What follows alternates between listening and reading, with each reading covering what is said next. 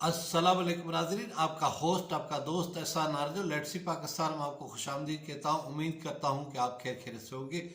आज के व्लॉग में हम डिस्कस करते हैं कि रूस ने जो यूक्रेन के ऊपर हमला किया है और उसके बाद जो दुनिया का शदीद रद्द-ए-अमल आया है उसके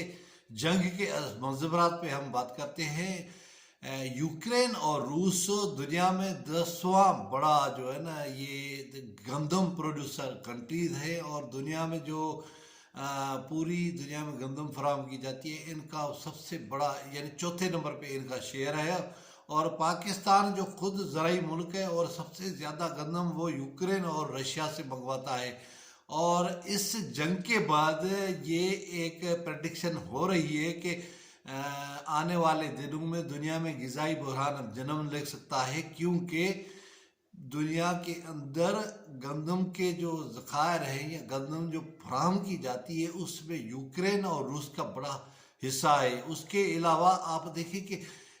जो इस जंग के बाद अमेरिका और नेटो कूदने की कोशिश कर रहा है, उस वक्त नेटो और अमेरिका को कहाँ सांप सूंघ गया था जब उन्होंने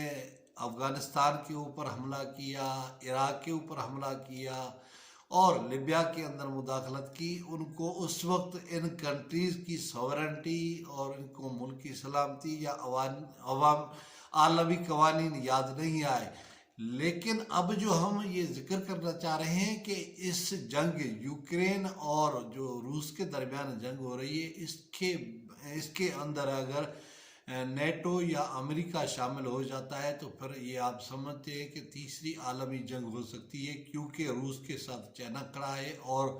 दुनिया के अंदर नए ब्लॉक बनने जा रहे हैं। लाबहला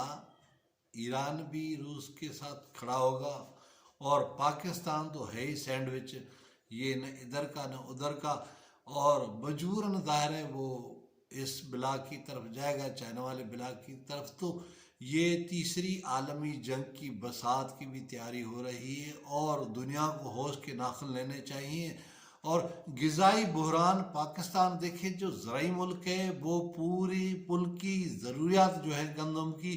वो भी पूरी नहीं कर सकता, और पाकिस्तान की जो मईशत है उसके ऊपर अफ़गानिस्तान की मईशत डिपेंड करती है। अफ़गानिस्तान के अंदर गंदम नहीं होती और वो पाकिस्तान से प्रोवाइड की जाती है। अगर अफ़गानिस्तान इंडिया से मंगवाना भी चाहे और इंडिया उसको गंदम फराहम भी करे तो लेकिन उसका रास्ता जो है ना वाघा बॉर्डर है और पाकिस्तान और इंडिया के ताल्लुकात इतने अच्छे नहीं हैं कि वो अफ़गानिस्तान को राहदारी फराहम करे। लिहाजा पाकिस्तान के अंदर ये जो माफिया था जिसने जो खाद थी, डीएपी था, यूरिया था, उसका जो मसनूई बहरान पैदा किया था, इसका भी हमारी जो गंदम की पैदावार है उस पर बहुत बड़ा फ़र्क पड़ेगा। लेकिन अल्लाह ताला की एक करम नवाजी हुई है, ब्लेसिंग हुई है, और ज़राई माहिरीन इस बात को इंडोज कर रहे हैं कि जो हालिया बारिशें हैं वो गंदम के फसल को बहुत अच्छा फ़ायदा देंगी और जिसकी वजह से गंदम की पैदावार बेहतर होगी। लेकिन जितनी भी बेहतर हो, पाकिस्तान की ज़रूरियात तो पूरी नहीं हो सकती। पाकिस्तान डिपेंड करता है रशिया और यूक्रेन की गंदम पे। अगर यही सूरत हाल रही जो अब कल से जो है ना जंग शुरू हो चुकी है और फ़िज़ाई हमले रूस कर रहा है यूक्रेन के ऊपर, और यूक्रेन के अंदर माशाल्लाह नाफिज हो गया है, कर्फ्यू नाफिज हो गया है और वो जवाबी हिकमत अली बना रहे हैं। लेकिन आप कहाँ हाथी कहाँ चूहा। अब यूक्रेन रशिया का तो मुकाबला नहीं कर सकता, लेकिन उसके पसे पर्दा जो नेटो है या दीगर ममालिक है या जो अमेरिका है जो उसमें कूदना चाहते हैं या उसकी मदद करना चाहते हैं, इससे एक ग्लोबल जो ग़िज़ाई बहरान जन्म ले सकता है। यूरोप में 50% गैस से रूस की जाती है और वो अगर गैस बंद कर देता है तो यूरोप में एक नया बहरान पैदा हो सकता है। उसके अलावा आप देखिए कि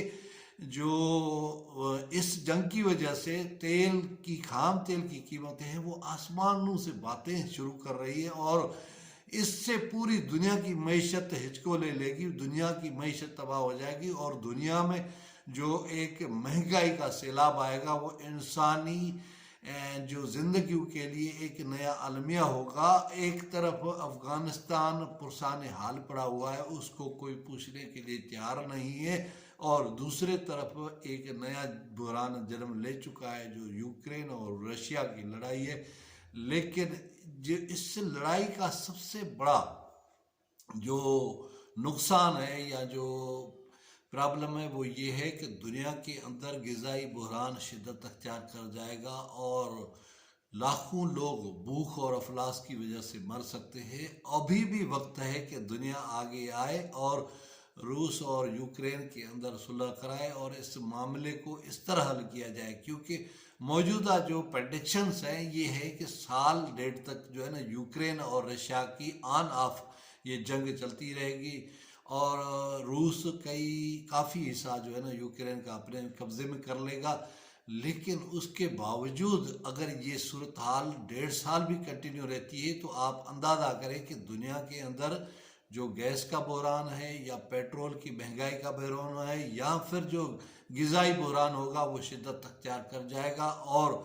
دنیا کی معیشتیں اور جو خاندان ہیں، افراد ہیں، ان کی معیشت تباہ اور برباد ہو جائے گی، اور لوگ 2 وقت کی روٹی کے لیے ترس جائیں گے. لہذا جو خطے کے دیگر ممالک ہیں یا جیسا پاکستان ہے وہ اس طرح کی حکمت عملی بنائے کہ اس کی جو جنگ کے اثرات ہیں اس سے زیادہ محفوظ رہ سکے. لیکن آپ بیل مجھے بار ہمیں دوسروں کے معاملات میں کودنے کا، دوسروں کے معاملات میں ٹانگ اڑانے کا بڑا تجربہ ہے، اور وہ انڈیا ہو یا افغانستان ہو یا ایران ہو یا سعودی عرب ہو یا شام ہو یا عراق ہو یا لیبیا ہو. پاکستان چونکہ اسلامی ایٹمی قوت ہے اس لیے اس نے پوری اسلامی امہ کا ٹھیکہ اٹھایا ہوا ہے. اور آپ دیکھیں کہ یورپ کے جو نام نہاد انسانی حقوق کے علمبردار ہیں، جو یوکرین میں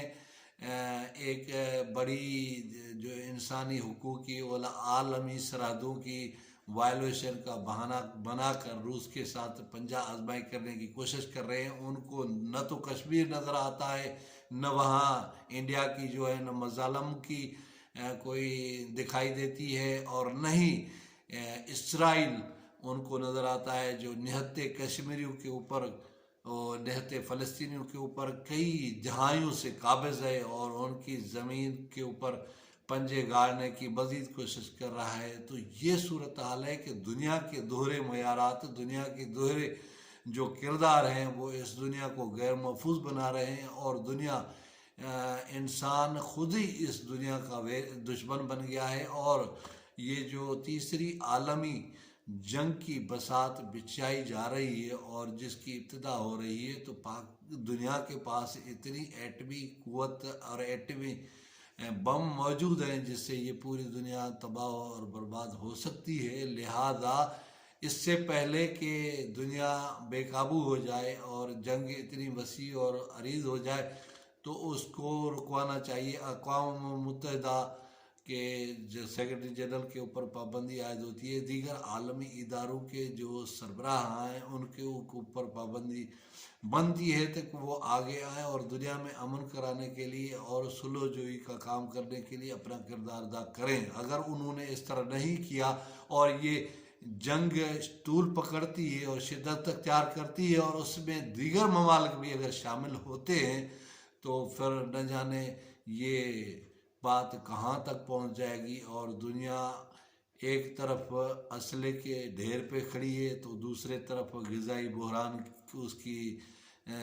کھڑکی پہ پر دستک دے رہا ہے، اور جو لوگ بیماریوں، بھوک، افلاس، مہنگائی کے وجہ سے دم گھٹ کر مر جائیں گے اور ان کی صورتحال ایسی ہوگی کہ کوئی کسی کا پرسان حال نہیں ہوگا. انسان خود ہی ایک طرف نیچر کو تباہ کر رہا ہے، دوسرے طرف یعنی جو ہے نا جنگ جدل کر کے تباہی کو دعوت دے رہا ہے. آخر کار یہ جو یوکرین اور رشیا میں لڑائی ہو رہی ہے اس کے جو اثرات ہیں، اگر یہاں جو استعمال ہونے والا اسلحہ ہوگا اس کی تابکاری سے، اس کے جو ہے نا اثرات سے پورا یورپ لپیٹ میں آ سکتا ہے اور دنیا کہیں سے کہیں پہنچ جائے گی. امید ہے کہ ہماری حکومت ہوش کی ناخن لے گی اور اس غذائی بحران کے اوپر کنٹرول کرنے کے لیے، مہنگائی کے اوپر کنٹرول کرنے کے لیے اور پیٹرول کے بحران کو کنٹرول کرنے کے لیے کوئی ٹھوس حکمت عملی بنائے گی۔ آپ اور ہم کیا کر سکتے ہیں؟ دعائی کر سکتے ہیں کہ اللہ تعالیٰ اس معاملے کو یہیں ختم کر دے تاکہ صورتحال بنی نوع انسان کے لیے بہتر ثابت ہو۔ امید ہے آپ کو یہ ولاگ پسند آئے گا۔ کسی اور ولاگ، کسی اور ویڈیو میں آپ سے ملاقات ہوگی، تب تک مجھے دے اجازت۔ خدا حافظ۔